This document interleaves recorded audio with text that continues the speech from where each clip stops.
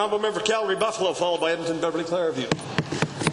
Mr. Speaker, yesterday in this legislature we marked the Battle of Vimy Ridge, where almost a century ago our troops faced trial by fire and triumph, but not before 3,598 Canadians died.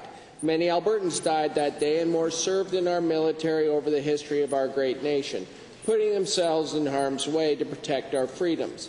And how does Alberta Health Services thank them? By cutting parking passes discounted to veterans getting medical treatment. To the Minister of Health, why are you insulting our veterans just to save a couple of shekels? Well, Mr. Speaker, this question has been asked and answered already today. I'll say again to this honourable member, as I did to the previous questioner, Mr. Speaker, this is not taking away from veterans. This is a policy change at AHS, which is intended to provide a broader range of compassionate parking passes to all people, including veterans, who require that assistance. Honourable member. Can the minister not see why the public is outraged at the cancellation of this discounted parking passes for our veterans when the cost of this program is less than the bonus given to the AHS CEO this year? Honourable Minister.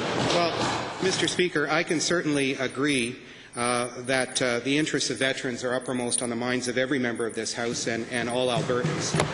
But, Mr. Speaker, to attempt to take this issue and somehow politicize it, to suggest that veterans have been excluded in some way from the opportunity to receive parking passes on a compassionate basis is not true. Mr. Speaker, the policy is clear. Veterans are included.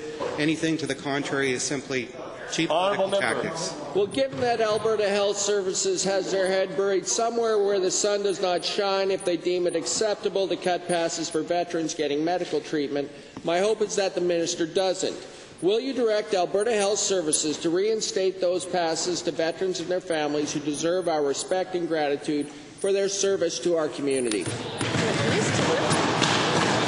Mr. Speaker, veterans, as a result of this policy change, are no worse off than they were prior in the previous policy under the Calgary Health Region. In fact, Mr. Speaker, the passes to which the honourable member refers were only available in the former Calgary Health Region. They were not available across Alberta.